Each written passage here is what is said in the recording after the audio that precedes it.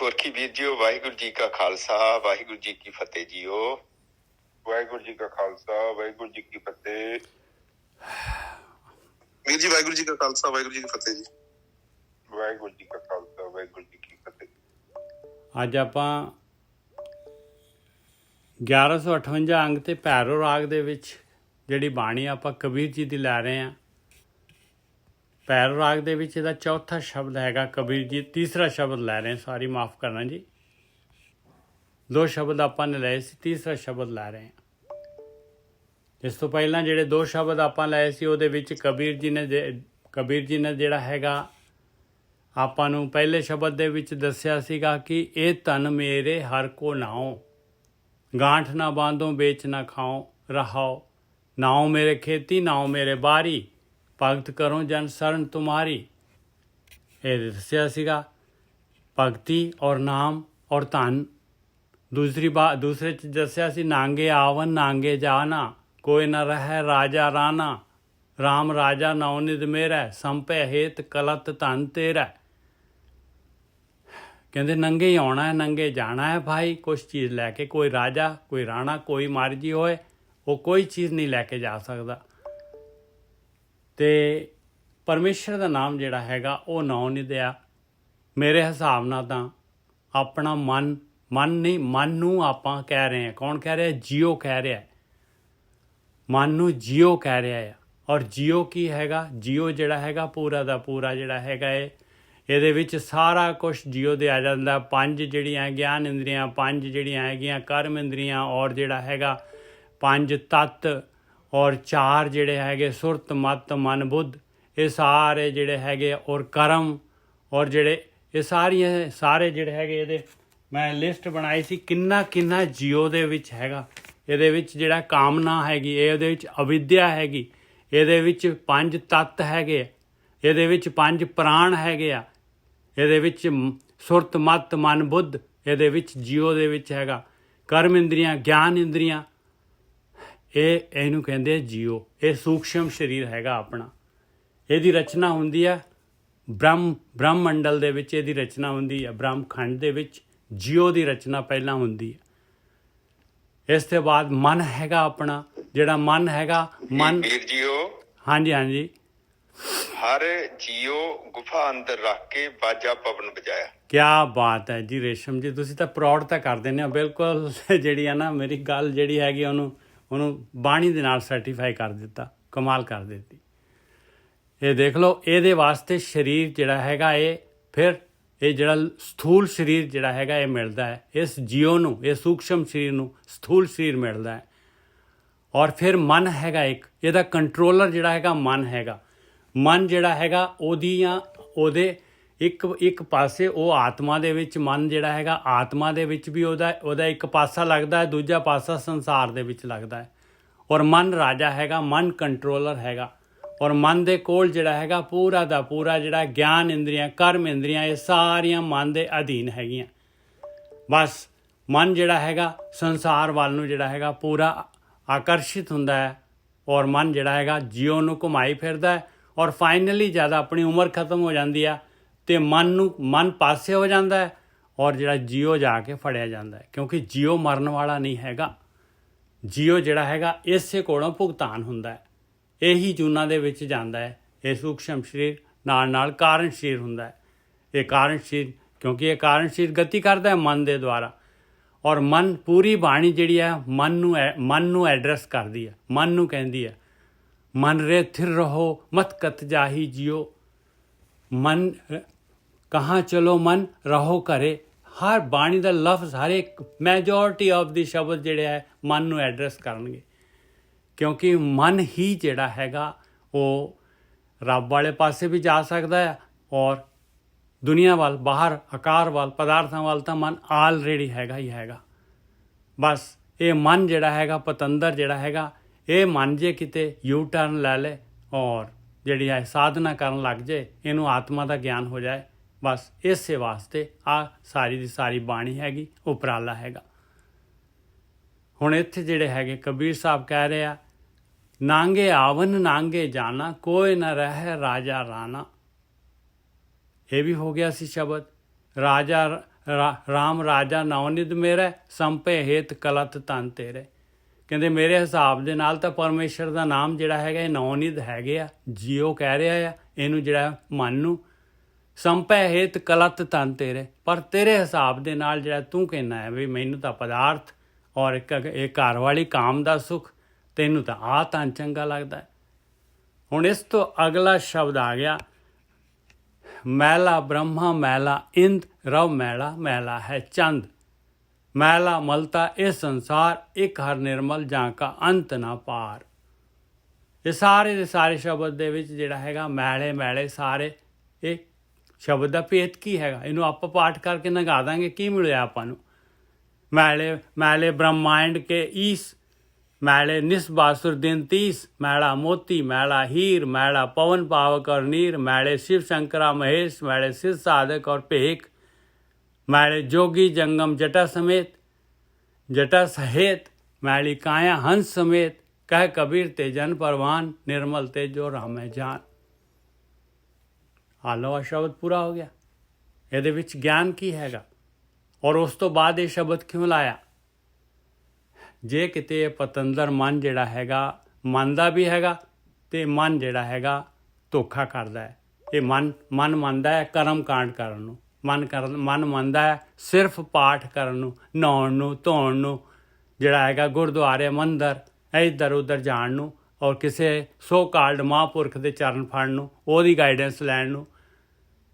ਮਨ ਜਿਹੜਾ ਕਹਿੰਦਾ ਮੈਨੂੰ ਖੁੱਲ੍ਹਾ ਛੱਡ ਦੇ, ਤੂੰ ਜਿਹੜਾ ਹੈਗਾ ਮੈਂ ਜਿਹੜਾ ਹੈਗਾ ਜੀਵ ਦੇ ਨਾਲ, ਜੀਵ ਤੋਂ ਕੰਮ ਕਰਵਾ ਦੂੰਗਾ ਤੇਰਾ ਪੂਰਾ, ਜੀਵ ਤੋਂ ਜਿੰਨਾ ਤੂੰ ਪਾਠ ਕਹੇਂਗਾ ਮੈਂ ਸਾਰਾ ਕੁਛ ਕਰਵਾ ਦੂੰਗਾ ਤੈਨੂੰ, ਸਾਰਾ ਕੁਛ। ਮੈਨੂੰ ਖੁੱਲ੍ਹਾ ਛੱਡ ਦੇ ਬਸ, ਮੈਨੂੰ ਨਹੀਂ ਫੜਨਾ, ਮੈਨੂੰ ਨਹੀਂ ਸੁਣ ਦੇ ਵਿੱਚ ਲੈ ਕੇ ਜਾਣਾ, ਮੈਨੂੰ ਨਹੀਂ ਵਿਚਾਰ ਬੰਦ ਕਰਾਉਣੇ, ਮੈਨੂੰ ਘੁੰਮਣ ਦੇ ਜਿੱਧਰ ਮੈਂ ਘੁੰਮਦਾ ਹਾਂ ਬਸ।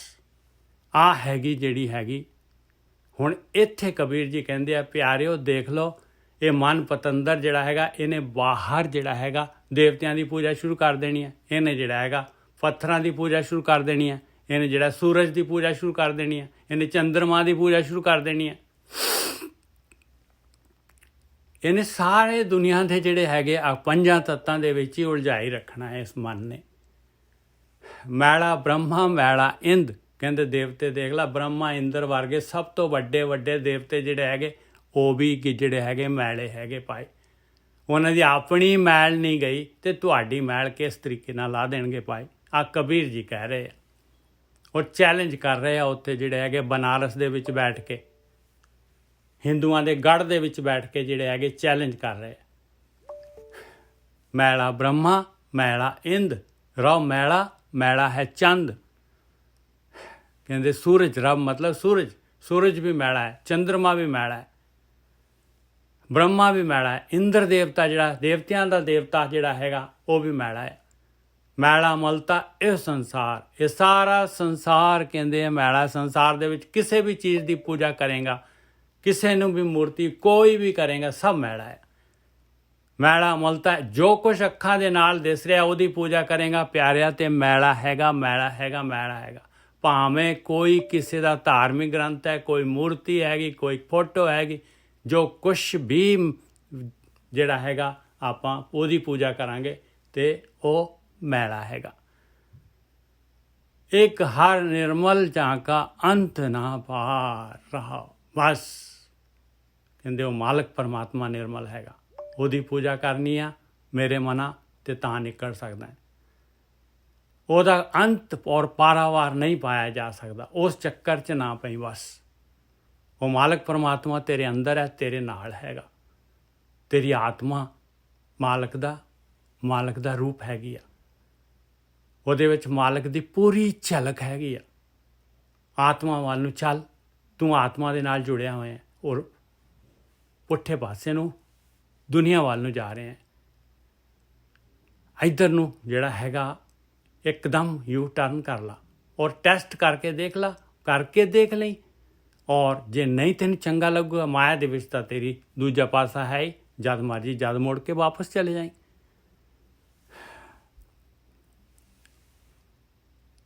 ਮੈਲਾ ਬ੍ਰਹਮਾ ਮੈਲਾ ਇੰਦ ਰਵ ਮੈਲਾ ਮੈਲਾ ਹੈ ਚੰਦ। ਮੈਲਾ ਮਲਤਾ ਇਹ ਸੰਸਾਰ, ਇੱਕ ਹਰ ਨਿਰਮਲ ਜਾਂ ਕਾ ਅੰਤ ਨਾ ਪਾਰ ਰਹਾਓ। ਹਾਂਜੀ ਵੀਰ ਜੀ।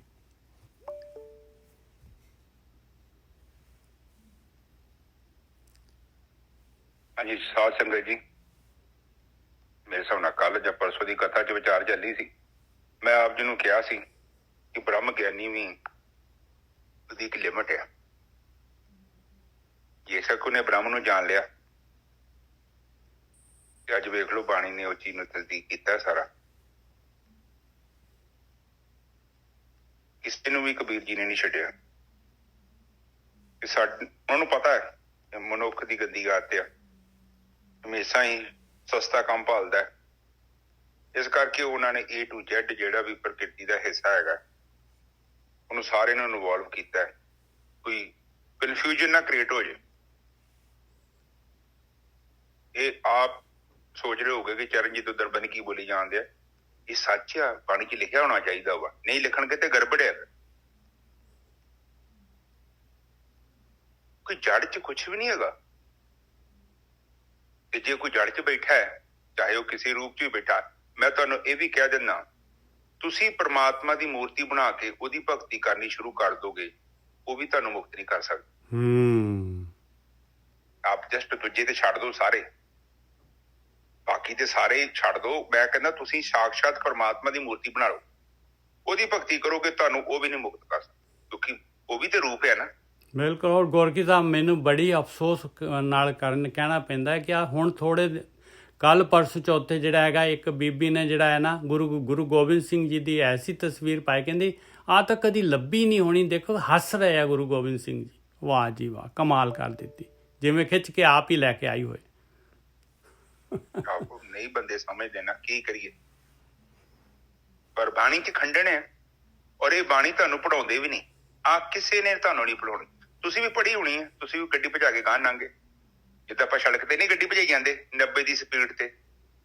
ਜੇ ਤੇ ਤੁਸੀਂ ਬਾਜ਼ਾਰ ਨੂੰ ਸਮਝਣਾ ਚਾਹੁੰਦੇ ਹੋ ਤੇ ਫਿਰ ਰੋਜ਼ ਗੱਡੀ ਨਾ ਭਜਾ ਕੇ ਜਾਓ, ਫਿਰ ਪੈਦਲ ਜਾਓ, ਉੱਥੇ ਦੁਕਾਨਾਂ ਦੇ ਸਾਹਮਣੇ ਖਲੋ ਜਾਓ, ਇੱਕ ਇੱਕ ਦੁਕਾਨ ਨੂੰ ਵੇਖੋ ਤੇ ਬਸ ਇੱਕ ਵਾਰੀ ਵੇਖਣ ਦੀ ਲੋੜ ਹੈ। ਫਿਰ ਤੁਹਾਨੂੰ ਪਤਾ ਲੱਗ ਜਾਣਾ ਕਿਹੜੀ ਦੁਕਾਨ ਕਿੱਥੇ ਹੈ ਤੇ ਕਿਹੜੀ ਦੁਕਾਨ ਕਿੱਥੇ ਹੈ। ਆਪਾਂ ਦੁਕਾਨ ਨੂੰ ਉਦੋਂ ਵੇਖਦੇ ਹਾਂ ਜਦੋਂ ਸਾਨੂੰ ਲੋੜ ਹੁੰਦੀ, ਓਦਾਂ ਹੀ ਧਿਆਨ ਨਹੀਂ ਦਿੰਦੇ, ਅੱਖਾਂ ਬੰਦ ਕਰਕੇ ਲੰਘ ਜਾਂਦੇ। ਪਰ ਬਾਣੀ ਕਹਿੰਦੀ ਤੂੰ ਏਦਾਂ ਨਾ ਕਰ। ਜੇ ਤੂੰ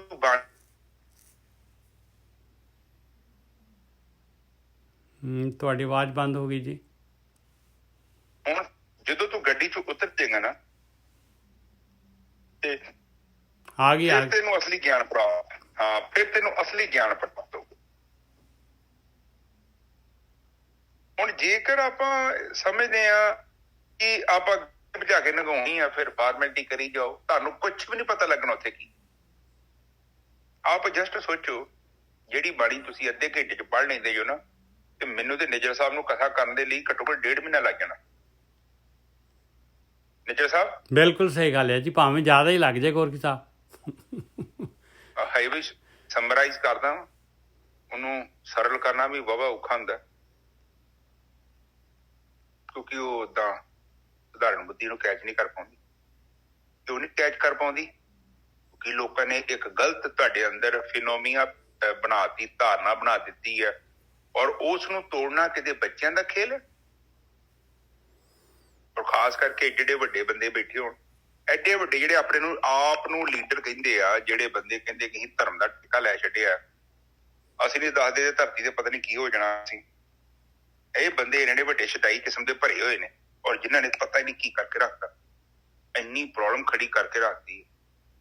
ਵੇਖੋ ਕਿੰਨੀਆਂ ਕੌਮਾਂ, ਕਿੱਡੀ ਵੱਡੀ ਕੌਮ ਹੈ, ਉਹ ਕਿੱਧਰ ਤੁਰੀ ਜਾ ਰਹੀ। ਆਪ ਪਲੀਜ਼ ਅੰਡਰਸਟੈਂਡ ਕਰੋ, ਬਾਣੀ ਹਰ ਇੱਕ ਭਰਮ ਦਾ ਖੰਡਨ ਕਰਦੀ ਹੈ। ਬਾਣੀ ਬ੍ਰਹਮ ਤੋਂ ਇਲਾਵਾ ਕਿਸੇ ਨੂੰ ਅਸੈਪਟ ਨਹੀਂ ਕਰਦੀ। ਬਾਣੀ ਉਸ ਬ੍ਰਹਮ ਨੂੰ ਮੰਨਦੀ ਹੈ ਜਿਹਦਾ ਰੂਪ ਨਹੀਂ, ਰੰਗ ਨਹੀਂ ਤੇ ਰੇਖ ਨਹੀਂ ਆ। ਇਹਨਾਂ ਤਿੰਨਾਂ ਤੋਂ ਜਿਹੜਾ ਪਰੇ ਆ ਗਿਆ ਨਾ, ਬਾਣੀ ਉਹਨੂੰ ਨਹੀਂ ਅਸੈਪਟ ਕਰਦੀ। ਉਹ ਲਿਮਟਿਡ ਆ, ਉਹ ਬ੍ਰਹਮ ਨਹੀਂ ਆ।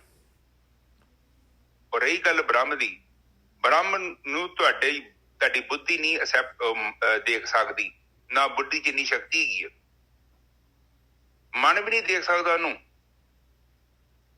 ਉਹਨੂੰ ਕੇਵਲ ਚੇਤਨਾ ਦੇਖ ਸਕਦੀ ਹੈ, ਤੁਹਾਡੀ ਸੋਚ।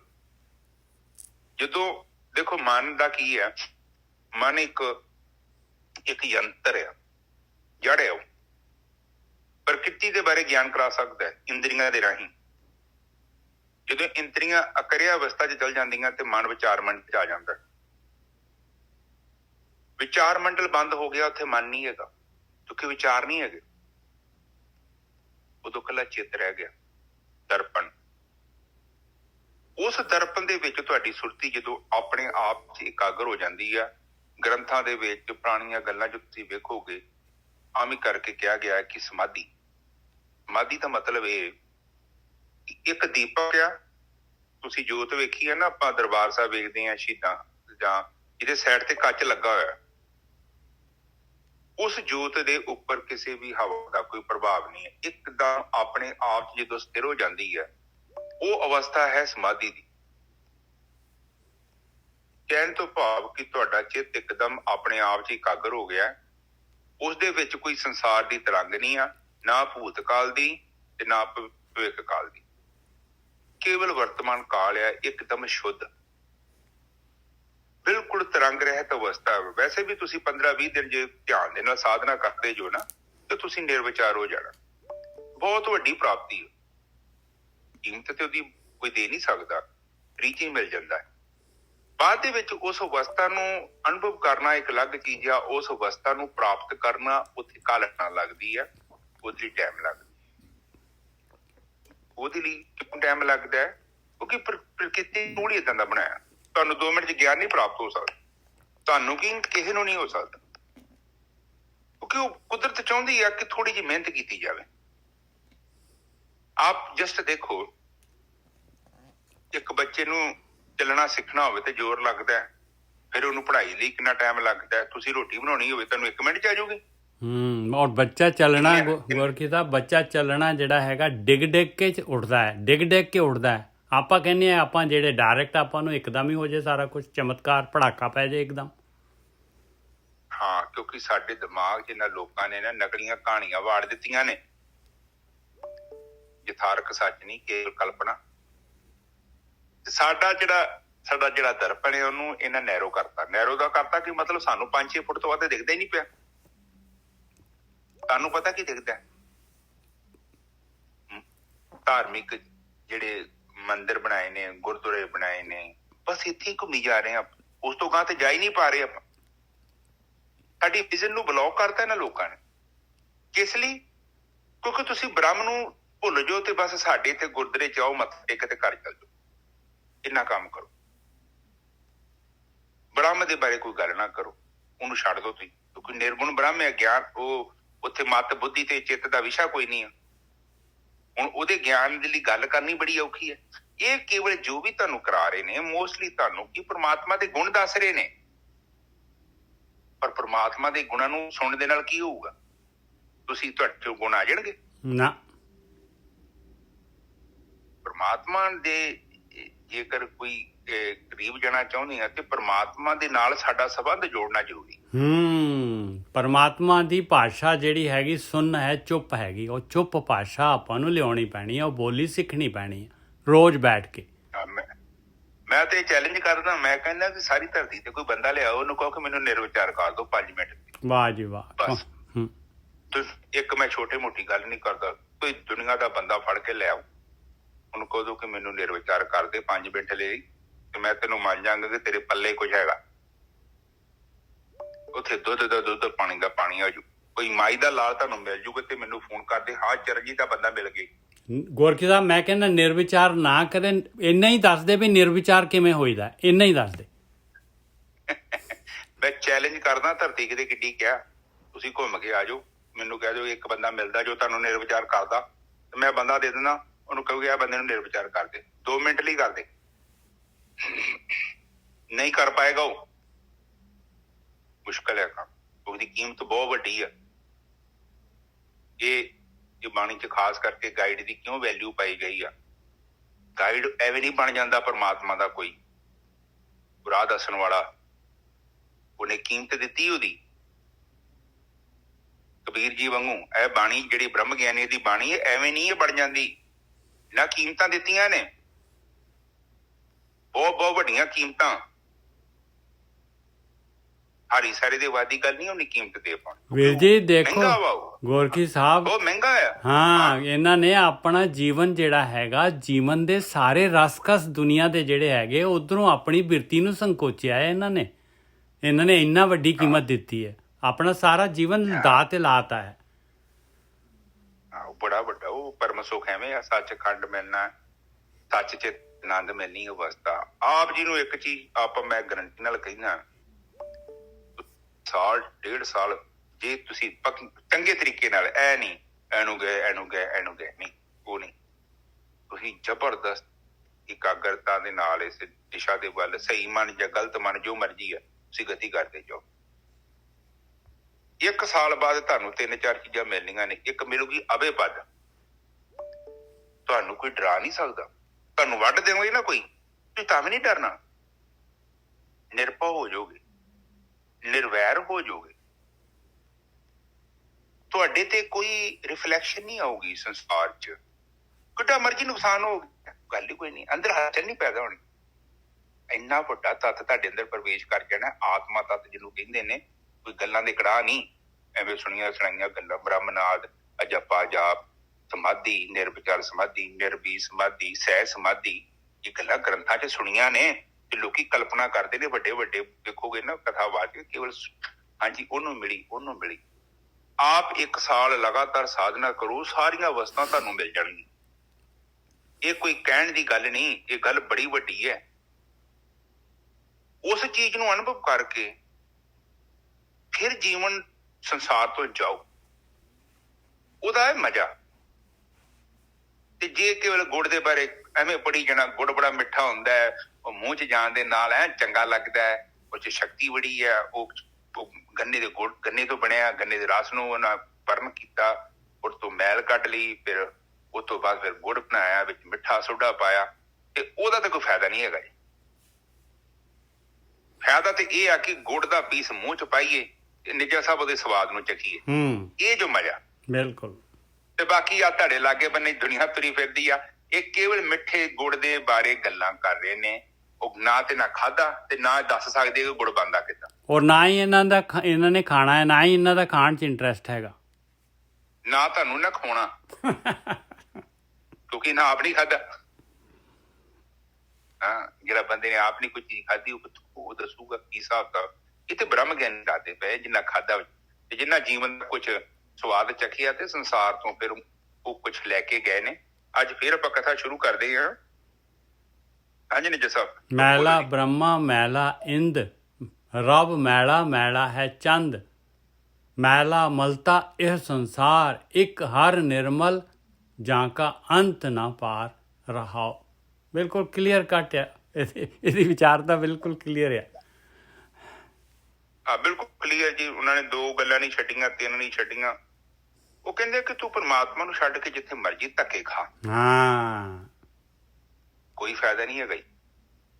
ਤੇ ਪਰਮਾਤਮਾ ਨੂੰ ਛੱਡ ਕੇ ਹਰ ਇੱਕ ਮਨੁੱਖ ਹਰ ਥਾਂ ਤੇ ਧੱਕੇ ਖਾਣ ਦਿਆ। ਬਿਲਕੁਲ ਇਹੀ ਗੱਲ ਆ। ਦੇਖ ਲਓ, ਆਹ ਬਾਣੀ ਹੁੰਦੇ ਹੋਏ ਵੀ ਆਪਾਂ ਜਿਹੜੇ ਹੈਗੇ ਬਸ ਧੱਕੇ ਹੀ ਖਾ ਰਹੇ।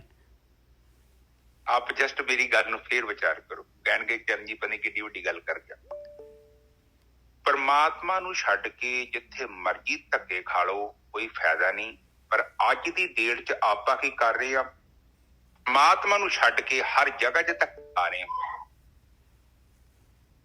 ਆ ਬਾਣੀ ਜੀ ਚੰਗੀ ਤਰ੍ਹਾਂ ਸਾਰਾ ਗੁਰੂ ਗ੍ਰੰਥ ਸਾਹਿਬ ਪੜ੍ਹ ਕੇ ਵੇਖ ਲਓ, ਉਹ ਕਿਉਂ ਗੱਲ ਕਰਦੇ ਕਿ ਪਰਮਾਤਮਾ ਕੋ ਜਾ। ਕਿੱਥੇ ਨਹੀਂ ਕਹਿੰਦੇ ਉਹ ਜਾਣ ਵਾਸਤੇ। ਜੇ ਕਹਿ ਰਹੇ ਨੇ ਤੇ ਗੜਬੜ ਆ, ਉਹ ਬਹੁਤ ਵੱਡੀ ਗੜਬੜ ਹੋ ਜੂ। ਇਸ ਕਰਕੇ ਮੈਂ ਸਾਰਾ ਗੁਰੂ ਗ੍ਰੰਥ ਸਾਹਿਬ ਦੀ ਬਾਣੀ ਪੜ੍ਹ ਰਿਹਾ ਨਾ।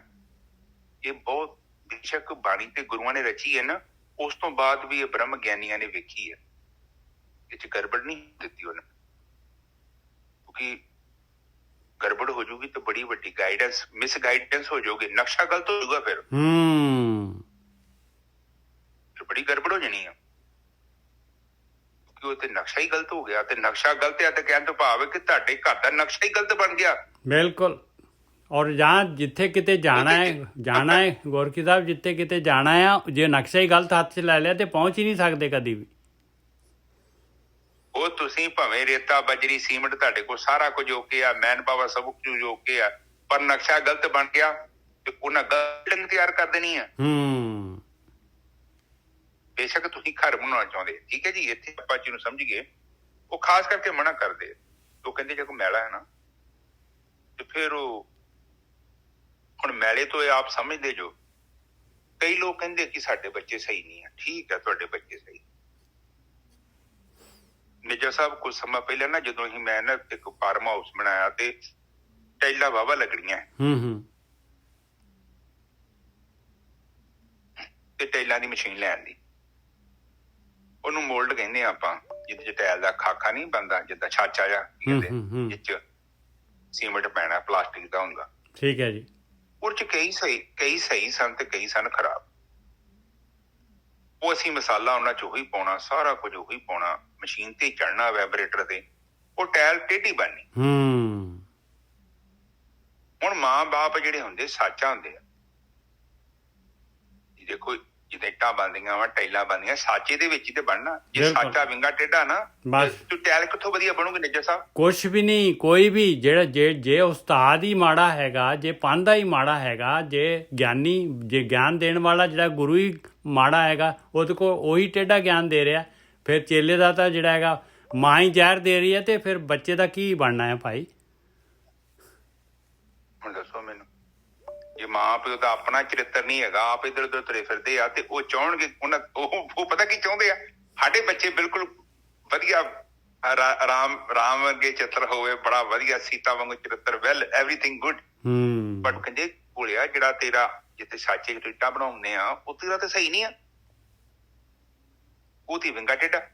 ਹੁਣ ਤੂੰ ਚਾਹੁੰਦਾ ਕਿ ਇਹਨੂੰ ਨਹੀਂ ਮੈਂ ਬਦਲਣਾ ਚਾਹੁੰਦਾ, ਇਹ ਤੇ ਏਦਾਂ ਰਹੂਗਾ, ਪਰ ਟਾਈਲਾਂ ਬੜੀਆਂ ਵਧੀਆ ਨਿਕਲਣ ਜਿੱਦਾਂ ਦੀ ਲੋੜ ਆ। ਨਿੱਜਾ ਸਾਹਿਬ ਬਿਲਕੁਲ ਸਹੀ ਗੱਲ ਹੈ, ਐਵੇਂ ਹੀ ਚਾਹੁੰਦੇ।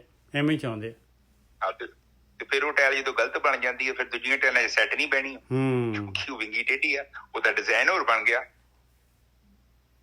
ਉਹ ਫਿਰ ਜਿੱਥੇ ਟਾਇਲ ਜਾਊਗੀ ਉੱਥੇ ਰੌਲਾ ਪੈਣਾ, ਉਹਦਾ ਕੰਮ ਤੇ ਜਾਊ ਉੱਥੇ ਰੌਲਾ ਪੈਣਾ, ਜੇ ਵਿਆਹ ਕਰਤਾ ਉੱਥੇ ਰੌਲਾ ਪਾਉਣਾ। ਉਹ ਜਿੱਥੇ ਜਾਊਗੀ ਉਹ ਟਾਇਲ, ਕਿਉਂਕਿ ਉੱਥੇ ਬਣ ਗਲਤ ਗਈ ਨਾ, ਹੁਣ ਕਿੱਥੋਂ ਬਦਲੋਗੇ ਤੁਸੀਂ? ਬਿਲਕੁਲ ਬਦਲੋਗੇ ਯੂਨੀਵਰਸਿਟੀ। ਔਰ ਫਿਰ ਆਪਾਂ ਚਾਹੁੰਦੇ ਹਾਂ ਆਪਣੇ ਬੱਚੇ ਜਿਹੜੇ ਹੈਗੇ ਸਹੀ ਚੱਲਣ, ਬੱਚੇ ਸਹੀ ਨਿਕਲਣ, ਤੇ ਆਪ ਜਿਹੜਾ ਹੈਗਾ ਮੋਬਾਈਲ ਜਿਹੜਾ ਹੈਗਾ 16 ਘੰਟੇ ਛੱਡਦਾ ਨਹੀਂ ਆ, ਤੇ ਬੱਚਿਆਂ ਨੂੰ ਕਹਿੰਦਾ ਕਿ ਮੋਬਾਈਲ ਨਹੀਂ ਦੇਖਣਾ, ਬਸ ਉਹਨਾਂ ਤੇ ਰੋਪ ਪਾਉਣਾ ਹੈ। ਹਾਂਜੀ ਵੀਰ ਜੀ। ਉਹ ਬਾਣੀ ਕਹਿੰਦੀ ਅਬਰ ਉਪਦੇਸ਼ੀ ਆਪ ਨਾ ਕਰੇ, ਆਵਤ ਜਾਵਤ ਜਨਮੇ ਮਾਰੇ। ਇਸ ਕਰਕੇ ਮਨਾ ਕਰਦੇ ਨੇ ਸਾਨੂੰ, ਤੋ ਪਲੀਜ਼ ਧਿਆਨ ਦਿਆ ਕਰੋ ਇਹਨਾਂ ਗੱਲਾਂ ਤੇ। ਗੱਲਾਂ ਬਹੁਤ ਇੰਪੋਰਟੈਂਟ ਨੇ, ਇਹ ਨੁਕਤੇ ਹੁੰਦੇ ਨੇ, ਜੇ ਤੁਸੀਂ ਇੱਕ ਦੋ ਨੁਕਤਾ ਵੀ ਫੜ ਲਿਆ ਤੁਹਾਡਾ ਜੀਵਨ ਸਵਰਗ ਹੋ ਜਾਏਗਾ। ਠੀਕ ਹੈ ਜੀ, ਇੱਥੇ ਆਪਾਂ ਚੀਜ਼ ਨੂੰ ਸਮਝ ਗਏ। ਬਾਣੀ ਚ ਬੜਾ ਕਲੀਅਰਲੀ ਸਾਨੂੰ ਸਮਝਾ ਦਿੱਤਾ ਹੈ, ਸਭ ਕੁਛ ਮੈਲਾ ਹੈ ਉਸ ਬ੍ਰਹਮ ਨੂੰ ਛੱਡ ਕੇ, ਔਰ ਤੈਨੂੰ ਭਗਤੀ ਵੀ ਨਿਰਗੁਣ ਬ੍ਰਹਮ ਦੀ ਹੀ ਕਰਨੀ ਪੈਣੀ ਆ। ਔਖਾ ਕੰਮ ਆ, ਕਿਉਂਕਿ ਉਹਦਾ ਰੂਪ ਨਹੀਂ ਆ, ਉਹਦਾ ਰੰਗ ਨਹੀਂ ਆ, ਉਹਦੀ ਰੇਖ ਨਹੀਂ ਆ, ਉਹ ਤੇ ਨਿਰਗੁਣ ਆ, ਗੁਣ ਨੂੰ ਗ੍ਰਹਿਣ ਨਹੀਂ ਕਰਦਾ ਉਹ, ਪਰ ਔਖਾ ਤੇ ਹੈਗਾ ਹੀ ਆ। ਪਰ ਹੋਰ ਜਗ੍ਹਾ ਤੇ ਮਸਲੇ ਦਾ ਹੱਲ ਨਹੀਂ। ਉਹ ਕਹਿੰਦੀ ਹੈ ਨਾ, ਰਾਬੀਆ ਕਹਿੰਦੀ ਹੈ ਹਸਨ ਨੂੰ ਕਿ ਹਸਨ ਤੂੰ ਚਾਹੁੰਦਾ ਮੱਕੇ ਤੇ ਜਾਣ ਨੂੰ, ਤੇ ਪੈਸੇ ਤੇਰੇ ਕੋਲ ਹੈ ਨਹੀਂ, ਉਹ ਤੋਂ ਮੱਕੇ ਦੀ ਯਾਤਰਾ ਬੜੀ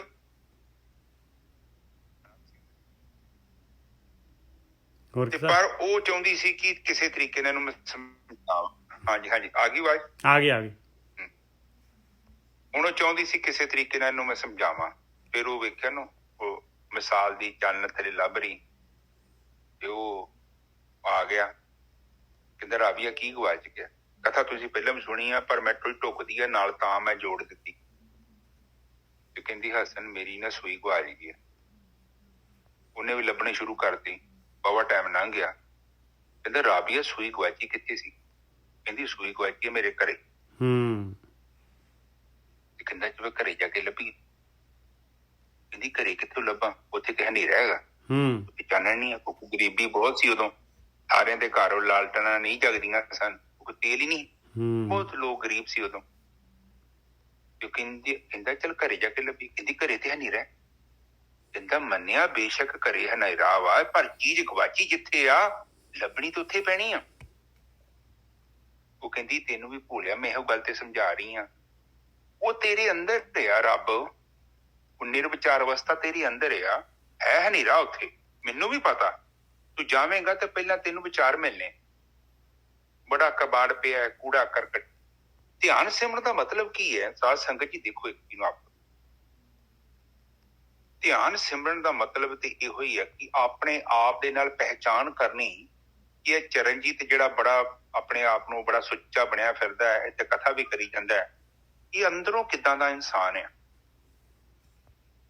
ਇਹ ਕਿੱਦਾਂ ਦੀ ਸੋਚ ਦਾ ਮਾਲਕ, ਇਹਦੇ ਅੰਦਰ ਕੀ ਚੱਲ ਰਿਹਾ, ਕਿਹੜੀ ਚੰਗਿਆਈ ਚੱਲਦੀ ਹੈ ਤੇ ਕਿਹੜੀ ਬੁਰਾਈ ਚੱਲ ਰਹੀ ਹੈ। ਕਮ ਸੇ ਕਮ ਆਪਣੇ ਕਰੈਕਟਰ ਨੂੰ, ਆਪਣੇ ਚਰਿੱਤਰ ਨੂੰ ਸਮਝਣ ਦਾ ਸਭ ਤੋਂ ਵਧੀਆ ਤਰੀਕਾ ਹੈ ਅੱਖਾਂ ਬੰਦ ਕਰਕੇ ਅੰਤਰ ਧਿਆਨ ਹੋ ਕੇ ਤੁਸੀਂ 10-15 ਮਿੰਟ ਬੈਠੋ। ਤੁਹਾਨੂੰ ਕਿਸੇ ਚਰਿੱਤਰ ਸਰਟੀਫਿਕੇਟ ਦੀ ਜ਼ਰੂਰਤ ਨਹੀਂ। 15 ਮਿੰਟਾਂ ਤੋਂ ਬਾਅਦ ਤੁਹਾਡੀਆਂ ਅੱਖਾਂ ਦੇ ਸਾਹਮਣੇ ਤੁਹਾਡਾ ਜਿਹੜਾ ਅਕਸ਼ ਹੈ ਨਾ, ਉਹ ਪ੍ਰਗਟ ਹੋ ਜਾਣਾ। ਫਿਰ ਤੁਸੀਂ ਦੇਖੋ ਕਿ ਜੋ ਮੈਂ ਲੋਕਾਂ ਨੂੰ ਦਿਖਾ ਰਿਹਾ ਅਸਲ 'ਚ ਮੈਂ ਉਹ ਨਹੀਂ ਹਾਂ। ਉਹ ਇਸ ਤੋਂ ਬਿਲਕੁਲ 180 ਡਿਗਰੀ ਉਲਟ ਹੈਗਾ, ਬਿਲਕੁਲ ਆਪੋਜ਼ਿਟ ਹੈਗੇ ਆ ਆਪਾਂ। ਜੋ ਆਪਾਂ ਦਿਖਦੇ ਆ, ਜੋ ਆਪਾਂ ਬਣੇ ਹੋਏ ਆ, ਜੋ ਬਿਲਕੁਲ ਆਪਾਂ ਬੋਲੀ ਬੋਲ ਰਹੇ ਆ, ਬਿਲਕੁਲ ਇਸ ਤੋਂ ਉਲਟ ਆਪਣਾ ਮਨ ਬੋਲਦਾ ਹੈ। ਅੰਦਰ ਦੀ ਬੋਲੀ ਹੋਰ ਹੈਗੀ। ਹਾਂਜੀ ਵੀਰ। ਹਾਂ, ਉਹ ਜਿੱਦਣ ਤੁਸੀਂ ਆਪਣੇ ਅੰਦਰ ਨਜ਼ਰ ਮਾਰ ਲਈ ਨਾ, ਤੁਹਾਡੀਆਂ ਅੱਖਾਂ ਖੁੱਲ ਜਾਣੀਆਂ ਚਾਹੀਦੀਆਂ। ਜੇ ਤੁਸੀਂ ਇਨਸਾਨ ਜੋ ਤੇ ਦੇਖੋ, ਸਭ ਤੋਂ ਪਹਿਲਾਂ ਕਹਿੰਦੇ ਆ ਕਿ ਬਾਣੀ ਕਹਿੰਦੀ ਆ ਕਿ ਤੂੰ ਪਹਿਲਾਂ ਬਿਮਾਰੀ ਦੀ ਡਾਇਗਨੋਸ ਕਰ, ਬਿਮਾਰੀ ਨੂੰ ਚੈੱਕ ਕਰ, ਤੈਨੂੰ ਪਤਾ ਤੇ ਲੱਗੇ ਤੇਰੇ ਗਿੱਟਿਆਂ 'ਚ ਨੁਕਸ ਆ, ਤੇਰੀਆਂ ਲੱਤਾਂ 'ਚ ਨੁਕਸ ਆ, ਤੈਨੂੰ ਸਕਿਨ ਦੀ ਪ੍ਰੋਬਲਮ ਆ, ਜਾਂ ਤੈਨੂੰ ਕੋਈ ਹੋਰ ਕੋਈ ਪ੍ਰੋਬਲਮ ਹੈਗੀ ਆ, ਜਾਂ ਤੈਨੂੰ ਹੱਡੀਆਂ ਦੀ ਪ੍ਰੋਬਲਮ ਆ, ਜਾਂ ਤੈਨੂੰ ਕੋਈ ਨਾੜੀਆਂ ਦੀ ਪ੍ਰੋਬਲਮ ਆ, ਜਾਂ ਤੈਨੂੰ ਖੂਨ ਦੀ ਪ੍ਰੋਬਲਮ ਆ। ਪਹਿਲਾਂ ਟੈਸਟ ਤੇ ਕਰ ਲਾ। ਟੈਸਟ ਕਰਨ ਤੋਂ ਬਾਅਦ ਜੇ ਤੇਰੇ ਹੱਥ ਇੱਕ ਰਿਪੋਰਟ ਆ ਜਾਊਗੀ ਤੇ ਫਿਰ ਇਹਦਾ ਇਲਾਜ ਵੀ ਕੀਤਾ ਜਾ ਸਕਦਾ। ਇਹ ਟੈਸਟ ਕਰਨ ਦਾ ਸਿੰਪਲ ਜਿਹਾ ਤਰੀਕਾ ਧਿਆਨ ਤੇ ਸਿਮਰਨ। ਅੰਤਰ ਧਿਆਨ ਹੋ ਕੇ ਆਪਣੇ ਅੰਦਰ ਵੇਖਣਾ ਕਿ ਮੇਰੇ ਅੰਦਰ ਜਿਹੜਾ ਵਿਚਾਰ ਮੰਡਲ ਆ ਅਸਲ ਦੇ ਵਿੱਚ ਹੈ ਕੀ, ਉਹਦੇ 'ਚ ਕਿੱਦਾਂ ਦੀ ਧੂੜ ਉੱਡ ਰਹੀ ਹੈ। ਔਰ ਜਦੋਂ ਤੁਸੀਂ 5-6 ਦਿਨ ਵੇਖਿਆ, ਤੁਸੀਂ ਵੇਖ ਕੇ ਹੈਰਾਨ ਹੋ ਜਾਓਗੇ ਕਿ ਅੰਦਰ ਤੇ ਤੂਫਾਨ ਹੈ। ਬਿਲਕੁਲ ਤੂਫਾਨ ਹੈ, ਕੁਛ ਦੇਖਣ ਹੀ ਨਹੀਂ ਦਿੰਦਾ, ਕੋਈ ਕਿਤੇ ਜਾਣ ਹੀ ਨਹੀਂ ਦਿੰਦਾ, ਬਿਲਕੁਲ ਟੱਕਰ ਖਾਈ ਜਾ ਰਹੇ ਆਪਾਂ ਕੰਧਾਂ ਦੇ ਨਾਲ। ਬਸ ਇਸ ਤਰ੍ਹਾਂ ਗੱਡੀਆਂ ਤੋਂ ਗੱਡੀਆਂ, ਜਿਵੇਂ ਕੋਈ ਤੂਫਾਨ ਆ ਜਾਏ, ਕੁਛ ਨਾ ਦਿਖੇ, ਬਸ ਇੱਕ ਗੱਡੀ ਗਈ, ਉਧਰ ਨੂੰ ਦੂਜੀ ਠਾਹ ਵੱਜੀ, ਬੰਦੇ ਨਿਕਲ ਨਹੀਂ ਪਾਏ, ਉਨੀ ਦੇਰ 'ਚ ਤੀਜੀ ਗੱਡੀ ਆ ਕੇ ਵੱਜੀ। ਬੰਦੇ ਦੇਖ ਰਹੇ ਆ ਕੀ ਹੋ ਰਿਹਾ, ਇੱਧਰ ਨੂੰ ਉੱਧਰ ਨੂੰ ਝਾਤੀ ਮਾਰਿਆ, ਉਹਨੇ ਆ ਕੇ ਗੱਡੀ ਨੇ ਉਹਨੂੰ ਵੀ ਉਡਾਤਾ। 20 ਗੱਡੀਆਂ, 25 ਗੱਡੀਆਂ ਲਗਾਤਾਰ ਇੱਥੇ ਹਾਈਵੇ ਦੇ ਉੱਤੇ ਐਕਸੀਡੈਂਟ ਹੁੰਦੇ। ਹਾਂਜੀ ਵੀਰ। ਹਾਂ, ਇਸੇ ਤਰ੍ਹਾਂ ਤੁਹਾਡੇ ਅੰਦਰ ਜਿਹੜਾ ਮਨ ਹੈ, ਬਾਣੀ 'ਚ ਕਹਿੰਦੇ ਆ ਇਸ ਮਨ ਕੋ ਜਨਮ ਜਨਮ ਕੀ ਮਨ ਲਾਗੀ। ਕਾਲਾ ਹੋਆ ਸਿਆਹ, ਕਾਲਾ ਹੋਆ, ਕਾਲੇ ਰੰਗ ਦਾ ਸਿਆਹ ਹੋ ਗਿਆ। ਆਪਾਂ ਕਹਿ ਨਹੀਂ ਦਿੰਦੇ ਵਾਹ ਜੀ ਆੜੇ ਜਾਮ ਨੂੰ ਕਾਲੇ ਸ਼ਾਹ ਵਾ, ਇੱਕਦਮ ਕਾਲੇ ਬਲੈਕ। ਇਸੇ ਤਰ੍ਹਾਂ ਕਹਿੰਦੇ ਤੇਰਾ ਮਨ ਜਿਹੜਾ ਕਾਲਾ ਸਾਹ ਹੋ ਗਿਆ, ਬਹੁਤ ਕਾਲਾ। ਔਰ ਜਿੱਦਾਂ ਤੂੰ ਅੰਦਰ ਧਿਆਨ ਮਾਰ ਕੇ ਅੰਦਰ ਵੇਖਿਆ ਤੇ ਤੈਨੂੰ ਪਤਾ ਲੱਗੂਗਾ ਕਿ ਇਹਨੂੰ ਕਿੰਨੀ ਕਾਲਤ ਲੱਗੀ।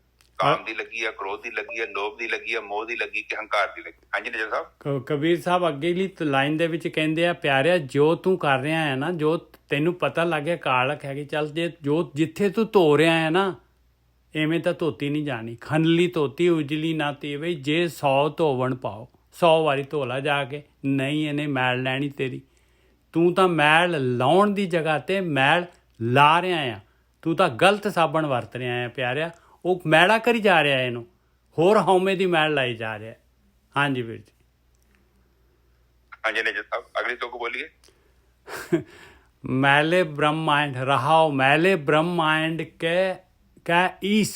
ਕਹਿੰਦੇ ਦੇਖ ਲਾ ਪਿਆਰਿਆ, ਇਹ ਸਾਰੇ ਬ੍ਰਹਮੰਡ ਦੇ ਰਾਜੇ ਜਿਹੜੇ ਸਾਰੇ ਮੈਲੇ ਹੈਗੇ।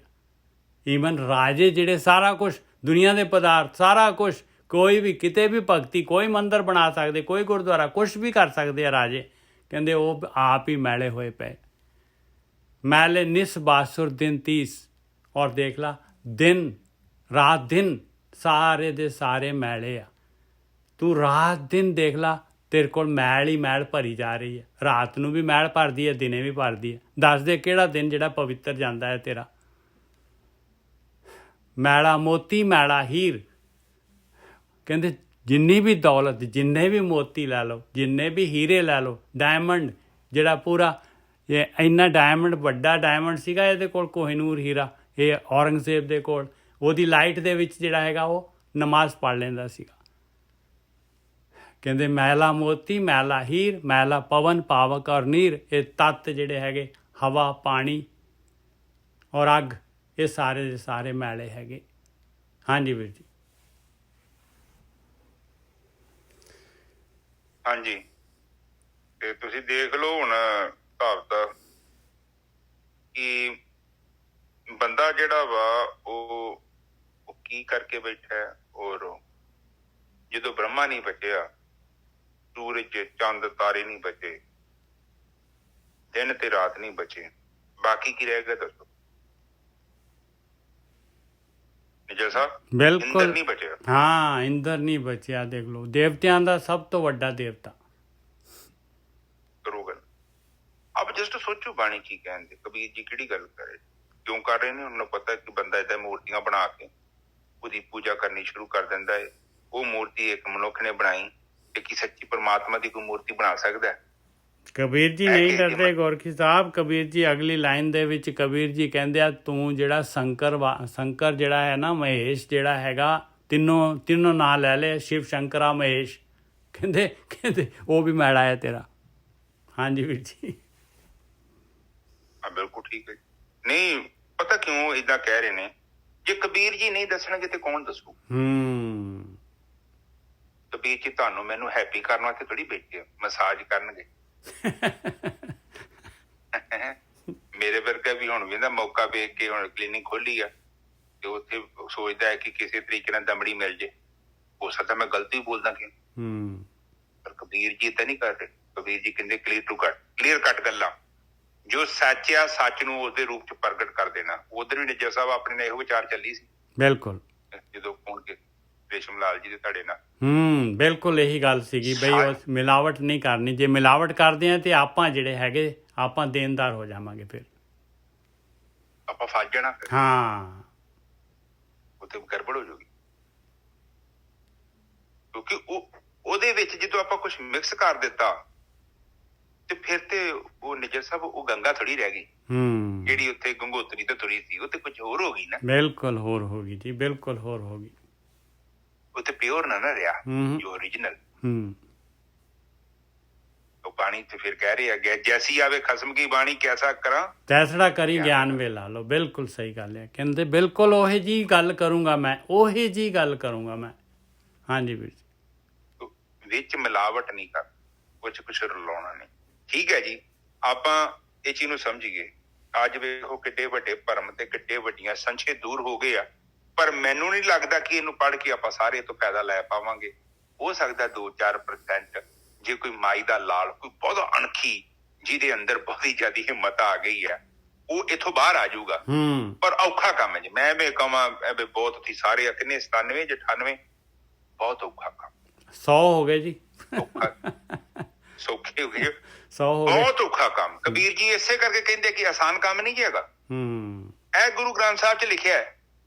ਆਪਾਂ ਮੱਥਾ ਟੇਕੀ ਜਾਂਦੇ ਆ, ਪਰ ਵਿੱਚ ਲਿਖਿਆ ਮੱਥਾ ਟੇਕਣਾ ਉਦਣ ਕਬੂਲ ਹੋਣਾ ਜਿੱਦਣ ਵਿੱਚ ਲਿਖੇ ਨੂੰ ਤੁਸੀਂ ਮਨਜ਼ੂਰ ਕਰੋਗੇ ਤੇ ਮੱਥੇ ਤੇ ਆਪਣੇ ਲਿਖ ਦੋਗੇ ਕਿ ਮੈਂ ਬਾਣੀ ਦੇ ਅਨੁਸਾਰ ਜੀਵਨ ਬਤੀਤ ਕਰਨਾ ਹੈ, ਤੇ ਫਿਰ ਗੱਲ ਬਣਨੀ ਆ। ਬਿਲਕੁਲ ਸਹੀ ਗੱਲ ਹੈ, ਬਿਲਕੁਲ ਸਹੀ ਗੱਲ ਹੈ।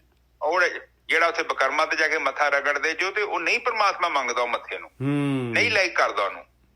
ਉਹ ਕਹਿੰਦਾ ਮੈਨੂੰ ਮੱਥਾ ਤੇਰਾ ਉਦਣ ਕਬੂਲ ਹੋ ਜਾਣਾ ਜਦੋਂ ਤੂੰ ਇਹਨੂੰ ਇੰਪਲੀਮੈਂਟ ਕਰ। ਵਾਹ ਜੀ ਵਾਹ, ਵਾਹ ਜੀ, ਕਮਾਲ ਹੈ।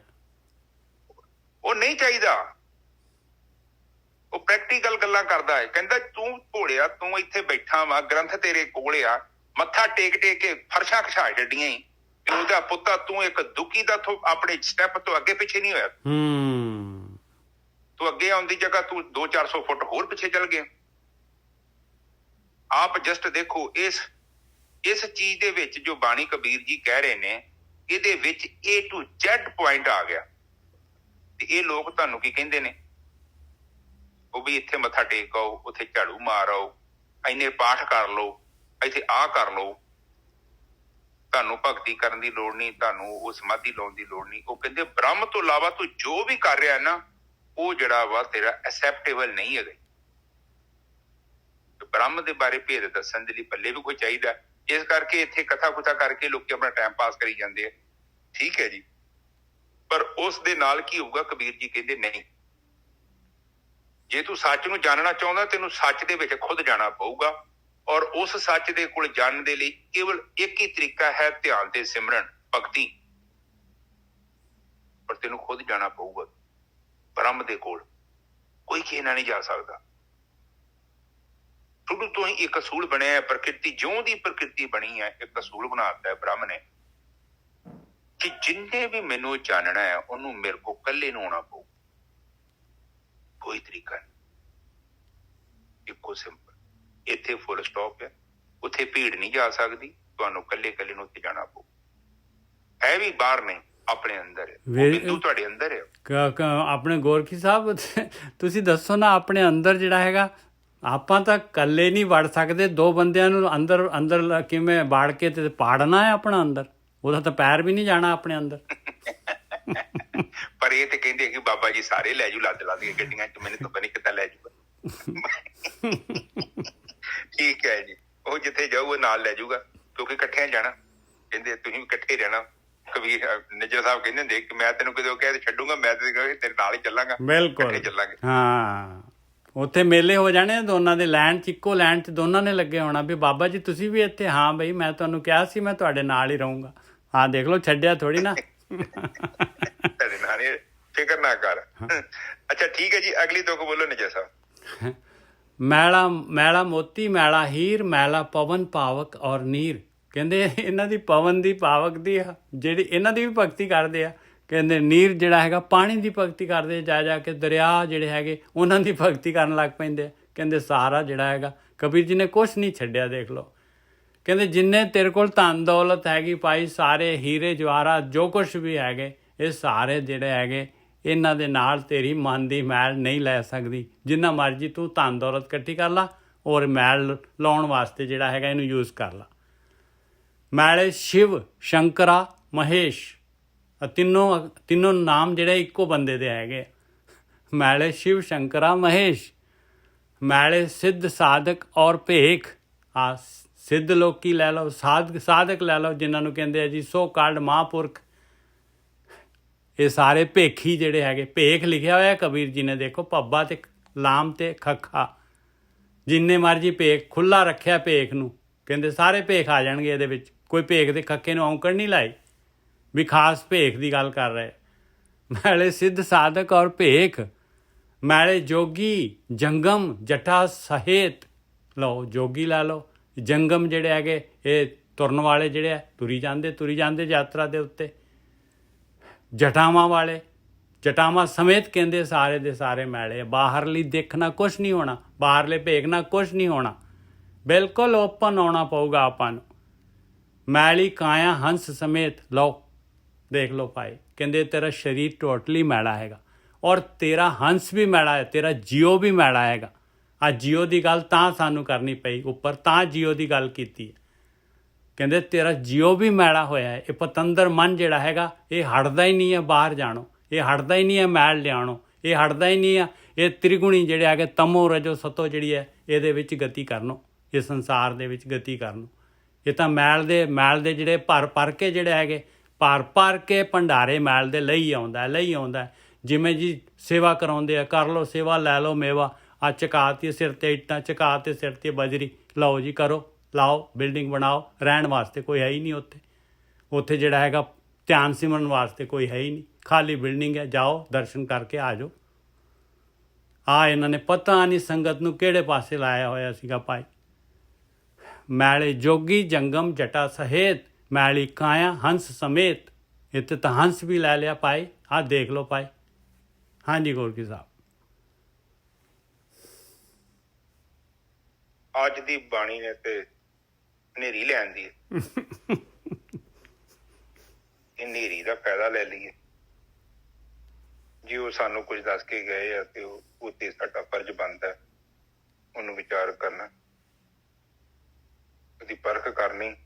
ਜਦੋਂ ਬਾਣੀ ਨੇ ਮੋਹਰ ਲਾਈ ਹੈ ਨਾ, ਇਹਦਾ ਮਤਲਬ ਕੁਝ ਕਾਰਨ ਹੈਗਾ। ਦੇਖੋ ਇੱਕ ਚੀਜ਼ ਨੂੰ ਆਪਾਂ ਜੋ ਇਹ ਮੈਲੇ ਦੀ ਗੱਲ ਕਰਦੇ ਆ, ਇਸੇ ਤਰ੍ਹਾਂ ਸਾਡਾ ਮਨ ਮੈਲਾ ਹੋ ਜਾਂਦਾ ਹੈ, ਕਿਉਂਕਿ ਉਹ ਮੈਲ ਦੇ ਵਿੱਚ ਬੈਠਾ ਹੈ, ਇੱਥੇ ਬੈਠਾ ਹੈ ਸੰਸਾਰ 'ਚ। ਦਿਨ ਰਾਤ ਇਹ ਵੀ ਮੈਲੀ ਹੈ, ਧਰਤੀ ਮੈਲੀ, ਪਾਣੀ ਮੈਲਾ, ਇੰਦਰ ਮੈਲਾ, ਵਿਸ਼ਨੂੰ ਮਹੇਸ਼, ਇੱਥੋਂ ਤੱਕ ਕਹਿੰਦੇ ਹੰਸ ਵੀ ਮੈਲਾ, ਮੋਤੀ ਵੀ ਮੈਲਾ ਹੈ, ਜੋਗੀ। ਦੇਖੋ ਆ ਪਲੀਜ਼ ਵਾਚ ਕਰੋ, ਮੈਲਾ ਜੋਗੀ ਜੰਗਮ ਜਟਾ ਸਹੇਤ, ਮੈਲਾ ਸਿੱਧ ਸਾਧਕ ਔਰ ਭੇਖ। ਉੱਪਰ ਕਹਿੰਦੇ ਮੈਲਾ ਸ਼ਿਵ ਸ਼ੰਕਰ ਮਹੇਸ਼। ਕਹਿੰਦੇ ਕਹੇ ਕਬੀਰ ਇਹ ਜਨ ਪ੍ਰਵਾਨ ਨਿਰਮਲ ਇਹ ਤਾਂ ਅੱਗੇ ਆ, ਮੈਲੇ ਜੋਗੀ ਜੰਗਮ ਜਟਾ ਸਹੇਤ, ਮੈਲੀ ਕਾਇਆ ਹੰਸ ਸਮੇਤ ਆਇਆ। ਠੀਕ ਹੈ, ਠੀਕ ਹੈ। ਹੁਣ ਇਹ ਚੀਜ਼ ਨੂੰ ਆਪ ਸਮਝੋ, ਸਾਡੇ ਤਨ ਦੇ ਉੱਤੇ ਜਦੋਂ ਮੈਲ ਲੱਗਦੀ ਹੈ ਨਾ, ਤੇ ਆਪਾਂ ਕੀ ਕਰਦੇ ਹਾਂ, ਆਪਾਂ ਪਾਣੀ ਦੇ ਰਾਹੀਂ ਜਾਂ ਸਾਬਣ ਦੀ ਮਦਦ ਰਾਹੀਂ ਉਸ ਮੈਲ ਤੋਂ ਆਪਣੇ ਆਪ ਨੂੰ ਮੁਕਤ ਕਰ ਲੈਂਦੇ। ਹੁਣ ਪੰਗਾ ਉਦੋਂ ਪੈਂਦਾ ਹੈ ਜਦੋਂ ਸਾਡੇ ਮਨ ਨੂੰ ਮੈਲ ਲੱਗ ਜਾਂਦੀ। ਬਾਣੀ ਕਹਿੰਦੀ ਤਨ ਧੋਤਿਆਂ ਮਨ ਅੱਛਾ ਨਾ ਹੋਵੇ, ਕਿਉਂਕਿ ਤੂੰ ਜਿਹੜਾ ਇਸ਼ਨਾਨ ਕਰਦਾ ਫਿਰਦਾ ਹੈ ਉਹ ਤੇਰੇ ਤਨ ਦਾ ਇਸ਼ਨਾਨ ਹੈ, ਤੇਰੇ ਮਨ ਦਾ ਇਸ਼ਨਾਨ ਹੈ। ਮਨ ਦਾ ਇਸ਼ਨਾਨ ਕਿੱਦਾਂ ਕਰਨਾ ਉਹਦੇ ਬਾਰੇ ਪਤਾ ਨਹੀਂ ਕਿਸੇ ਨੂੰ, ਨਾ ਕੋਈ ਦੱਸਦਾ ਪਿਆ। ਹੁਣ ਦੱਸੂ ਤੇ ਉਹ ਨਾ ਜਿਹਨੇ ਉਸ ਆਪਣੇ ਮਨ ਨੂੰ ਉੱਥੇ ਧੋਤਾ, ਜਿਹਨੇ ਆਪਣੇ ਮਨ ਨੂੰ ਧੋ ਕੇ ਆਪਣੇ ਮਨ ਨੂੰ ਨਿਰਮਲ ਕਰ ਲਿਆ, ਉਹ ਭੇਦ ਦੱਸੂ। ਤੇ ਜਿਹੜੇ ਦੱਸਦੇ ਪਏ ਉਹ ਵਿਚਾਰੇ ਉਹੀ ਤਨ ਦੇ ਧੋ, ਉਹੀ ਕਹਿੰਦੇ ਤਨ ਧੋ ਰਹੇ, ਕਿਉਂਕਿ ਉਹ ਖੁਦ ਧੋ ਰਹੇ ਆ, ਤੁਹਾਨੂੰ ਵੀ ਕਹਿੰਦੇ ਧੋਈ ਜਾਓ। ਹੁਣ ਉਹ ਕਹਿੰਦੇ ਆ ਕਿ ਤਨ ਦੀ ਮੈਲ ਨੂੰ ਦੂਰ ਕਰਨ ਦਾ ਇੱਕ ਵਿਧੀ ਹੈਗੀ ਹੈ, ਤੁਸੀਂ ਪਾਣੀ ਲਾਓ, ਸਾਬਣ ਲਾਓ, ਉਹ ਧੋਤਾ ਜਾਂਦਾ। ਪਰ ਜਦੋਂ ਮਨ ਮਲੀਨ ਹੋ ਜਾਂਦਾ ਤੇ ਇਹਨੂੰ ਕਿੱਦਾਂ ਧੋਣਾ, ਇਹਨੂੰ ਧੋਣ ਦਾ ਇੱਕ ਤਰੀਕਾ ਹੈਗਾ, ਇਹਨੂੰ ਨਾਮ ਦੇ ਨਾਲ ਧੋਤਾ ਜਾਂਦਾ। ਨਾਮ ਕਹਿਣ ਤੋਂ ਭਾਵ ਚੇਤਨਾ। ਨਾਮ ਦਾ ਮਤਲਬ ਹੈਗਾ ਬਈ ਪਰਮੇਸ਼ਰ ਨੂੰ, ਪਰਮੇਸ਼ਰ ਦੇ ਵੱਲ ਨੂੰ, ਪਰਮੇਸ਼ਰ ਨੂੰ ਆਪਣੇ ਅੰਗ ਸੰਗ ਜਾਣਨਾ, ਪਰਮੇਸ਼ਰ ਦੇ ਕੋਲ ਜਾਣਾ, ਉਹ ਆ ਨਾਮ। ਪਰਮੇਸ਼ਰ 'ਚ ਲੀਨ ਹੋਣਾ, ਪਰਮੇਸ਼ਰ ਦੇ ਵਿੱਚ ਜਿਹੜਾ ਇਹ ਮਾਇਆ ਨੂੰ, ਇਹ ਧਿਆਨ, ਇਹਨੂੰ ਛੱਡਣਾ, ਇਹ ਮਾਇਆ ਦੇ ਜਿਹੜੇ ਵਿਚਾਰ ਇਹਨਾਂ ਨੂੰ ਛੱਡਣਾ, ਇਹ ਹੈਗਾ ਭਾਈ ਨਿਰਮਲ ਹੋਣ ਦਾ ਤਰੀਕਾ। ਜਿਨ੍ਹਾਂ ਨੇ ਆਹ ਤਰੀਕਾ ਜਾਣ ਲਿਆ, ਜਿਨ੍ਹਾਂ ਨੇ ਪਰਮੇਸ਼ਰ ਨੂੰ ਜਾਣ ਲਿਆ, ਪਰਮੇਸ਼ਰ ਦੇ ਬਾਰੇ ਜਿਨ੍ਹਾਂ ਨੇ ਗਿਆਨ ਆ ਗਿਆ, ਉਹਨਾਂ ਨੂੰ ਪਤਾ ਲੱਗ ਗਿਆ ਵੀ ਭਗਤੀ ਹੈ ਹੀ ਨਿਰਮਲ ਹੋਣ ਦਾ ਕੰਮ, ਜਿਹੜਾ ਹੈਗਾ ਹੈ ਹੀ ਮਾਲਕ ਪਰਮੇਸ਼ਰ ਦੀ ਬੰਦਗੀ। ਹਾਂਜੀ ਵੀਰ ਜੀ। ਹਾਂਜੀ ਠੀਕ ਹੈ ਜੀ। ਦੇਖੋ ਇਹ ਚੀਜ਼ ਨੂੰ ਆਪ ਸਾਧ ਸੰਗਤ ਜੀ ਸਮਝੋ। ਪਹਿਲਾਂ ਵੀ ਵਿਚਾਰ ਚੱਲੀ ਸੀ, ਉੱਪਰ ਬੈਠਾ ਪੁਰਸ਼, ਤੁਹਾਡੇ ਸਿਰ ਤੇ ਪੁਰਸ਼ ਹੈ, ਪ੍ਰਕਿਰਤੀ ਬੈਠੀ ਤੁਹਾਡੇ ਥੱਲੇ। ਪੁਰਸ਼ ਤੇ ਪ੍ਰਕਿਰਤੀ ਦੇ ਮਿਲਣ ਦੇ ਵਿੱਚ ਨਾ ਮੈਗਨੇਟ ਹੈਗੀ, ਮੈਗਨੇਟ ਫੋਰਸ ਕੰਮ ਕਰਦੀ ਹੈ, ਚੁੰਬਕ ਹੈ ਆਪਸ ਦੇ ਵਿੱਚ। ਬਾਣੀ ਕਹਿੰਦੀ ਹੈ ਨਾ, ਜੋ ਬ੍ਰਹਿਮੰਡੇ ਸੋਈ ਪਿੰਡੇ, ਜੋ ਖੋਜੇ ਸੋ ਪਾਏ। ਬ੍ਰਹਿਮੰਡ ਦੇ ਵਿੱਚ ਜੋ ਹੈਗਾ ਉਹ ਪ੍ਰਕਿਰਤੀ ਤੇ ਪੁਰਸ਼ ਦਾ ਹੈ ਸਾਰਾ ਖੇਲ। ਉਹੀ ਖੇਲ ਤੁਹਾਡੇ ਸਰੀਰ 'ਚ ਵੀ ਹੈ। ਪੰਜਾਂ ਤੱਤਾਂ ਨਾਲ ਸ੍ਰਿਸ਼ਟੀ ਬਣੀ ਆ, ਪੰਜਾਂ ਤੱਤਾਂ ਨਾਲ ਤੁਹਾਡਾ ਸਰੀਰ ਬਣਿਆ। ਠੀਕ ਹੈ ਜੀ। ਕਿਉਂਕਿ ਪੰਜਾਂ ਤੱਤਾਂ ਦਾ ਜਿੱਥੇ ਬੈਲੈਂਸ ਨਹੀਂ ਹੈਗਾ ਉੱਥੇ ਕੁਛ ਵੀ ਨਹੀਂ ਬਣਨਾ। ਪੰਜ ਤੱਤ ਚਾਹੀਦੇ ਨੇ, ਇਹਨਾਂ ਚੋਂ ਹੀ ਸ੍ਰਿਸ਼ਟੀ ਬਣਦੀ ਆ, ਤੇ ਇਹਨਾਂ ਦੇ ਵਿੱਚ ਫਿਰ ਵਾਪਸ ਸੂਖਮ ਰੂਪ ਦੇ ਤੱਤ ਹੈਗੇ ਨੇ, ਇਹਨਾਂ 'ਚ ਵਿਲੀਨ ਹੋ ਜਾਂਦੇ। ਹੁਣ ਪ੍ਰਕਿਰਤੀ ਤੇ ਪੁਰਸ਼ ਦਾ ਜਦੋਂ ਮਿਲਣ ਹੁੰਦਾ ਨਾ, ਤੇ ਉਹ ਹੁੰਦਾ ਸਹਾਸਰਾ ਚੱਕਰ ਚੁੱਕਰ ਤੁਹਾਡੇ ਸਿਰ ਦੇ ਉੱਪਰ ਖੋਪੜੀ। ਪ੍ਰਕਿਰਤੀ ਕੀ ਕਰਦੀ ਆ, ਤੁਹਾਡੀ ਚੇਤਨਾ ਨੂੰ ਸੰਸਾਰ 'ਚ ਖਿੱਚਦੀ ਹੈ, ਮੈਗਨੇਟ ਹੈਗੀ ਇਹਦੇ ਅੰਦਰ, ਬਹੁਤ ਪਾਵਰਫੁਲ, ਬਹੁਤ। ਕੋਈ ਮਾਈ ਦਾ ਲਾਲ ਹੀ ਹੁੰਦਾ ਜਿਹੜਾ ਕਾਮ ਤੋਂ ਉੱਪਰ ਉੱਠਦਾ। 99% ਲੋਕ ਉੱਥੇ ਬੈਠੇ, ਉੱਥੇ ਜੀਵਨ। ਇੱਕ ਬੁੱਢਾ ਬੰਦਾ 80 ਸਾਲ ਦਾ ਹੋਊਗਾ, ਉਹਦਾ ਧਿਆਨ ਉੱਥੇ, ਬਹੁਤ ਔਖੀ ਖੇਡ ਹੈ। ਇਸ ਕਰਕੇ ਬਾਣੀ ਸਭ ਤੋਂ ਪਹਿਲਾਂ ਕਾਮ ਦਾ ਨਾਂ ਲਿੱਤਾ, ਕਾਮ, ਫਿਰ ਉੱਥੋਂ ਕਿਤੇ ਕ੍ਰੋਧ ਆ। ਦੇਖੋ ਕਾਮ ਤੇ ਕ੍ਰੋਧ ਤੇ ਹੰਕਾਰ, ਇਹ ਤਿੰਨ ਬਹੁਤ ਪਾਵਰਫੁਲ ਹੈ। ਹੰਕਾਰ ਖਾਸ ਕਰਕੇ, ਹੰਕਾਰ ਤੁਹਾਨੂੰ ਭਗਤੀ ਦਾ ਵੀ ਹੋ ਸਕਦਾ ਹੈ, ਬੜੀ ਖਤਰਨਾਕ ਚੀਜ਼ ਹੈ। ਕਈ ਲੋਕ ਕਹਿੰਦੇ ਨਹੀਂ ਮੈਂ ਇੰਨੇ ਸਾਲ ਤੋਂ ਉੱਥੇ ਜਾਂਦਾ, ਮੈਂ ਇੰਨੇ ਸਾਲ ਤੋਂ ਆਹ ਕੀਤਾ, ਇਹ ਸੂਖਮ ਹੰਕਾਰ ਹੈ। ਪਰ ਇਹਨੂੰ ਹੰਕਾਰ ਨੂੰ ਤੋੜਨਾ ਬੜਾ ਔਖਾ ਹੋਣਾ। ਕਿਉਂਕਿ ਇਹਨੇ ਚਿੱਟੇ ਕੱਪੜੇ ਪਾਲੇ ਨੇ। ਬਿਲਕੁਲ ਚਿੱਟੇ ਕੱਪੜੇ ਪਾਲੇ ਗੋਰਖੀ ਸਾਹਿਬ, ਇਹ ਤਾਂ ਚਿੱਟੇ ਕੱਪੜੇ ਪਾਉਂਦਾ ਹੀ ਪਾਉਂਦਾ ਹੈ। ਭਗਤੀ ਦੇ ਰਸਤੇ ਦੇ ਉੱਤੇ ਜਦ ਆਪਾਂ ਸਹੀ ਰਸਤੇ ਤੇ ਵੀ ਲੱਗੇ ਹਾਂ ਤਾਂ ਹੰਕਾਰ ਜਿਹੜਾ ਹੈਗਾ ਅੱਗੇ ਆ ਕੇ ਬਿਲਕੁਲ ਚਟਾਨ ਬਣ ਜਾਂਦਾ ਹੈ। ਹਾਂਜੀ ਵੀਰ ਜੀ, ਇਹਨੂੰ ਸਤੋਗੁਣੀ ਹੰਕਾਰ ਕਹਿੰਦੇ ਆ ਗ੍ਰੰਥਾਂ ਦੇ ਵਿੱਚ। ਇਹ ਬੜਾ ਖਤਰਨਾਕ ਹੁੰਦਾ ਕਿਉਂਕਿ ਇੱਕ ਤੇ ਬਿਮਾਰ ਤੇ ਹੈ ਹੀ ਆ, ਉਹਨੂੰ ਪਤਾ ਹੈ ਮੈਂ ਬਿਮਾਰ ਹਾਂ, ਪਰ ਇਹ ਬੰਦੇ ਨੂੰ ਕੀ ਪ੍ਰੋਬਲਮ ਹੋ ਗਈ ਆ, ਇਹ ਆਪਣੀ ਬਿਮਾਰੀ ਨੂੰ ਤੰਦਰੁਸਤੀ ਸਮਝਣ ਡਿਆ ਪੈਂਦਾ। ਬਸ ਇੱਥੇ ਫਸ ਗਏ, ਬਹੁਤ ਜ਼ਬਰਦਸਤ ਫਸ ਗਏ। ਹੁਣ ਜਿਹੜਾ ਬੰਦੇ ਨੂੰ ਪਤਾ ਹੈ ਉਹ ਆਪਾਂ ਕਹੀਏ ਉਹ ਚਰਨਜੀਤ ਤੇਰੀਆਂ ਲੱਤਾਂ ਨਹੀਂ ਚੱਲਣ ਦੀਆਂ, ਤੇ ਚਰਨਜੀਤ ਕਹੂ ਇਹ ਬ੍ਰਹਮ ਗਿਆਨੀਆਂ ਦੀ ਨਿਸ਼ਾਨੀ ਹੈ, ਇਹ ਕਿਹੜੀ ਚੱਲਣ ਦੀਆਂ। ਬਹੁਤ ਵਧੀਆ। ਹੁਣ ਮੈਨੂੰ ਦੱਸੋ, ਤੁਸੀਂ ਕਹੋ ਕਿ ਨਹੀਂ ਚਰਨਜੀਤ ਤੇਰੀਆਂ ਲੱਤਾਂ ਨਹੀਂ ਚੱਲਦੀਆਂ, ਮੈਂ ਕਹੂੰਗਾ ਕਿੱਥੇ, ਇਹ ਤੇ ਬ੍ਰਹਮ ਗਿਆਨੀ ਦੀ ਨਿਸ਼ਾਨ ਹੈ, ਮੇਰੀਆਂ ਲੱਤਾਂ ਨਹੀਂ ਚੱਲਣ ਦੀਆਂ, ਮੈਂ ਏਦਾਂ ਬੈਠਾ, ਮੈਂ ਬੜਾ ਖੁਸ਼ ਹਾਂ। ਹੁਣ ਦੱਸੋ ਕਿ ਮੇਰਾ ਇਲਾਜ ਕਿੱਥੋਂ ਕਰੋਗੇ ਇਲਾਜ? ਇਹ ਬੰਦਾ ਉੱਥੇ ਬੈਠਾ ਜੀ, ਜਿਹੜਾ ਕੱਪੜੇ ਪਾ ਕੇ ਬੈਠਾ, ਉਹਨੂੰ ਕਹੋਗੀ ਆਤਮਾ, ਉਹ ਕਹਿੰਦਾ ਕਿਹੜੀ ਆਤਮਾ, ਇਹੋ ਕੁਝ ਆ। ਵੀਰ ਜੀ ਤੁਸੀਂ ਨਾ ਐਗਜ਼ਾਮਪਲ ਬੜੇ ਜਿਹੜੇ ਆ ਕੱਢ ਕੇ ਲਿਆਉਣੇ ਆ ਪਤਾ ਨਹੀਂ ਕਿੱਥੋਂ। ਮੈਂ ਤੇ ਖੁਦ ਕਹਿੰਦੇ ਆ ਕਿ ਮੈਂ ਤੇ ਖੁਦ ਬ੍ਰਹਮ ਗਿਆਨੀ ਬਣ ਕੇ ਬੈਠਾ, ਮੈਂ ਵੇਖੋ ਸਭ ਕੁਛ ਇੱਥੇ ਕੰਪਲੀਟ, ਆਈ ਐਮ ਟੋਟਲੀ ਬ੍ਰਹਮ ਗਿਆਨੀ।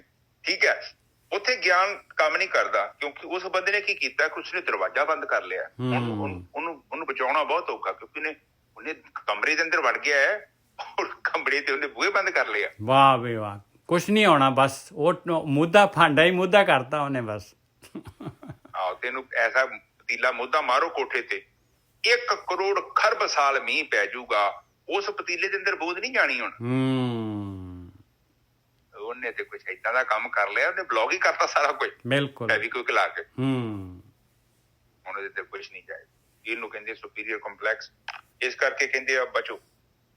ਠੀਕ ਹੈ, ਪ੍ਰਕਿਰਤੀ ਤੇ ਪੁਰਸ਼ ਦੋਨਾਂ ਦਾ ਮਿਲਨ ਹੈ ਔਰ ਮਿਲਨ ਸਾਡੇ ਅੰਦਰ ਹੋਣਾ ਹੈ। ਔਰ ਪ੍ਰਮਾਤਮਾ ਚਾਹੁੰਦਾ ਹੈ ਕੋਈ ਮਾਈ ਦਾ ਲਾਲ ਖੜਾ ਹੋ ਜੇ ਜਿਹੜਾ ਇਸ ਕਾਰਜ ਨੂੰ ਪੂਰਾ ਕਰ ਦੇ। ਜੋ ਵੀ ਕਰ ਦੇਗਾ ਉਹ ਮੇਰਾ ਪੁੱਤ ਆ ਜਾਓ ਅੰਦਰ। ਪਰ ਹੱਥ ਕਿਹੜਾ ਖੜਾ ਕਰੇ, ਮੇਰੇ ਵਰਗਾ ਦਾਲ ਫੁਲਕੇ ਦੇ ਪਿੱਛੇ ਭੱਜਾ ਫਿਰਦਾ। ਬਿਲਕੁਲ ਸਹੀ ਗੱਲ ਹੈ, ਬਿਲਕੁਲ ਸਹੀ ਗੱਲ ਹੈ। ਉਹ ਸੋਚਦਾ ਇੱਥੇ ਮੈਨੂੰ ਘਰ ਬਣ ਜਾ, ਮੈਂ ਸੋਚਦਾ 2-4 ਪਲਾਟ ਲੈ ਲਾਂ, 1-2 ਕਿੱਲਾ ਪੈਲੀ ਲੈ ਲਾਂ ਜਿਹੜੀ ਵੇਚੀ ਹੈ, ਤੇ ਕੰਮ ਕੁਮ ਸੈੱਟ ਕਰਕੇ ਬਹਿ ਜਾ। ਸੰਸਾਰੀ ਜ਼ਰੂਰਤਾਂ ਨੂੰ ਮੈਂ ਆਪਣੇ ਜੀਵਨ ਦਾ ਮਕਸਦ ਬਣਾ ਲਿਆ। ਹੁਣ ਤੁਸੀਂ ਵੇਖੋ ਤੁਸੀਂ ਕੀ ਬਣਾਇਆ, ਤੁਸੀਂ ਮੇਰੇ ਉੱਥੇ ਬੈਠੇ ਹੋਣੇ ਜਿੱਥੇ ਮੈਂ ਬੈਠਾ। ਇੱਥੇ ਪਤਾ ਕੀ ਆ, ਉਹ ਸਾਡੇ ਸਰੀਰ ਦੀਆਂ ਜ਼ਰੂਰਤਾਂ ਨੇ, ਇਸੇ ਲਈ ਬਾਣੀ ਸਾਨੂੰ ਮਨਾ ਕਰਤਾ, ਉਸ ਟਾਈਮ ਹੀ ਰੋਕਤਾ, ਸਰਬ ਜਗਤ ਕਾ ਰਾਜਾ ਦੁਖੀਆ, ਨਾ ਪਾਲੀ, ਹਰ ਕਾ ਨਾਮ ਜਪਤ ਹੋਏ ਸੁਖੀਆ।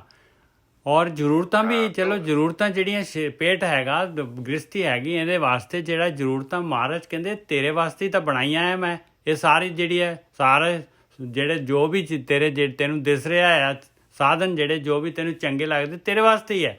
ਤੂੰ ਇਹਨਾਂ ਨੂੰ ਲੈ ਕੇ ਯਾਤਰਾ ਮੇਰੇ ਵਾਸਤੇ, ਮੇਰੇ ਵੱਲ ਕਰਦਿਆ ਰਿਹਾ, ਤੇ ਮੈਨੂੰ ਤਾਂ ਕੋਈ ਪ੍ਰੋਬਲਮ ਨਹੀਂ ਹੈ, ਨਾ ਤੈਨੂੰ ਕੋਈ ਪ੍ਰੋਬਲਮ ਆਊਗੀ ਜੇ ਤੂੰ ਇਹਨਾਂ ਨੂੰ ਯੂਜ਼ ਕਰੇਗਾ ਯਾਤਰਾ ਦੇ ਵਾਸਤੇ। ਜੇ ਤੂੰ ਇਹਨਾਂ ਨੂੰ ਟਾਰਗੇਟ ਬਣਾ ਲਿਆ ਫਿਰ ਤਾਂ ਪ੍ਰੋਬਲਮ ਹੀ ਪ੍ਰੋਬਲਮ ਹੈ ਭਾਈ। ਮੈਨੂੰ ਤਾਂ ਕੋਈ ਨਹੀਂ ਹੈ, ਤੈਨੂੰ ਜ਼ਰੂਰ ਪ੍ਰੋਬਲਮ ਰਹੇਗੀ। ਹਾਂ, ਫਿਰ ਕੀ ਹੋਣਾ, ਮੈਂ ਫਿਰ ਮਾਰਗ ਤੋਂ ਭਟਕ ਜਾਊਗੇ। ਠੀਕ ਹੈ ਜੀ, ਇੱਥੇ ਆਪਾਂ ਫਿਰ ਚੀਜ਼ ਬਾਣੀ ਤੇ ਵਾਪਸ ਆਉਂਦੇ ਹਾਂ। A to Z ਉਹਨਾਂ ਨੇ ਇਨਵੋਲਵ ਕੀਤੇ ਆ।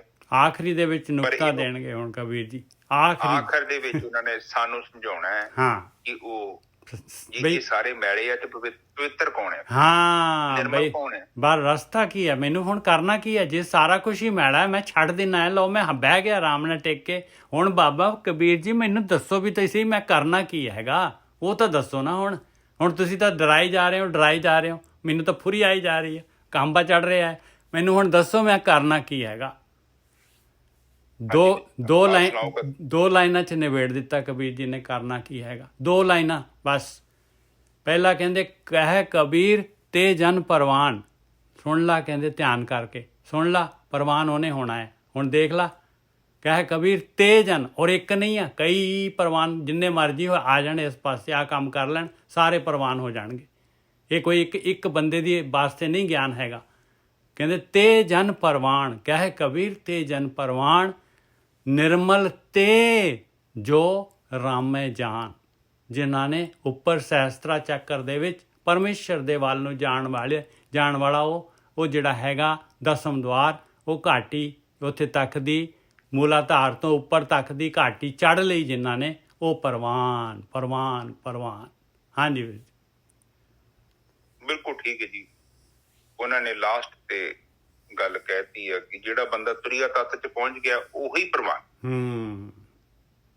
ਜਿਹੜਾ ਤੁਰੀਆ ਤੱਤ ਤੋਂ ਬਿਨਾਂ ਜਿਹੜੀਆਂ ਗੱਪਾਂ ਮਾਰ ਰਿਹਾ ਉਹ ਸਾਰੇ ਪ੍ਰਵਾਨ ਨਹੀਂ ਹੈਗੇ, ਜੜ ਚ ਬੈਠਾ। ਤੁਰੀਆ ਤੱਤ ਦੇ ਵਿੱਚ ਹੀ ਬ੍ਰਹਮ ਦਾ ਸਾਰ ਤੱਤ ਪਿਆ, ਉੱਥੇ ਬ੍ਰਹਮ ਬੈਠਾ, ਨਿਰਗੁਣ ਬ੍ਰਹਮ। ਪਰ ਆਪ ਜਸਟ ਸੋਚੋ ਕਿ ਛੋਟੀ ਮੋਟੀ ਕਾਲਣਾ ਥੋੜੀ ਹੈ। ਇੱਕ ਮਨ, ਇੱਕ ਚਿੱਤ, ਇੱਕ ਬੁੱਧੀ, ਇੰਦਰੀ, ਸੰਸਾਰ, ਤੁਹਾਡੀ ਸਾਰੀ ਉਮਰ, ਤੁਹਾਡੇ ਅਨੰਤ ਜਨਮਾਂ ਦਾ ਹਿਸਾਬ ਕਿਤਾਬ, ਇਹ ਸਾਰਾ ਕੁਝ ਇਕੱਠਾ ਪਿਆ ਹੋਵੇ ਤੇ ਤਰੰਗ ਇੱਕ ਵੀ ਨਾ ਪੈਦਾ ਹੋਵੇ। ਤੁਰੀਆ ਤੱਤ ਦਾ ਮਤਲਬ ਨਜ਼ਰ ਸਾਹਿਬ ਦੇਖ ਲਓ, ਕਮਾਲ ਹੈ। ਆਪਦੇ ਟੀਵੀ ਤੇ ਸੈਟਲਾਈਟ ਲੱਗੀ ਹੋਵੇ, ਚੈਨਲ ਸਾਰੇ ਆਏ ਹੋਣ, ਤੇ ਤੁਸੀਂ ਟੀਵੀ ਚਾਲੂ ਕਰੋ, ਉੱਥੇ ਕੋਈ ਤਸਵੀਰ ਨਾ ਬਣੇ, ਉਹਨੂੰ ਤੁਰੀਆ ਤੱਤ ਕਹਿੰਦੇ ਆਪਾਂ। ਬਿਲਕੁਲ। ਪਰ ਉੱਥੇ ਹੈਗਾ ਬ੍ਰਹਮ, ਕੇਵਲ ਉਹ ਪ੍ਰਮਾਨ ਨੇ। ਕਹਿੰਦੇ ਆ ਕਹਿ ਕਬੀਰ ਤੇ ਜਨ ਪ੍ਰਵਾਨ, ਇਹਦਾ ਮਤਲਬ ਕੇਵਲ ਉਹ ਨਿਰਮਲ ਤੇ ਜੋ ਰਾਮੇ ਜਾਨ। ਹਾਂ, ਔਰ ਜਿਹੜੇ ਨਿਰਮਲ ਹੋ ਜਾਂਦੇ ਨੇ ਉਹ ਤੁਰੀਆ ਦਾ ਮਤਲਬ ਇਹੋ ਹੀ ਆ ਕਿ ਬਾਰ-ਬਾਰ ਨਿਰਵਿਚਾਰ ਹੋਣਾ, ਬਾਰ-ਬਾਰ ਨਿਰਵਿਚਾਰ ਹੋਣਾ। ਇੱਕ ਸਮਾਂ ਆਊਗਾ ਤੁਸੀਂ ਨਿਰਮਲ ਹੋ ਜਾਓ। ਰਾਮ ਕਬੀਰਾ ਏਕ ਬੈ ਤੇ ਕੋਈ ਨਾ ਸਕੇ ਪਛਾਣ। ਤੇ ਜਦੋਂ ਕਬੀਰ ਤੇ ਰਾਮ ਇੱਕ ਹੋ ਗਏ ਤੇ ਫਿਰ ਬ੍ਰਹਮ ਕੌਣ ਆ, ਕਬੀਰ ਕੌਣ ਆ, ਇੱਕ ਹੋ ਗਏ।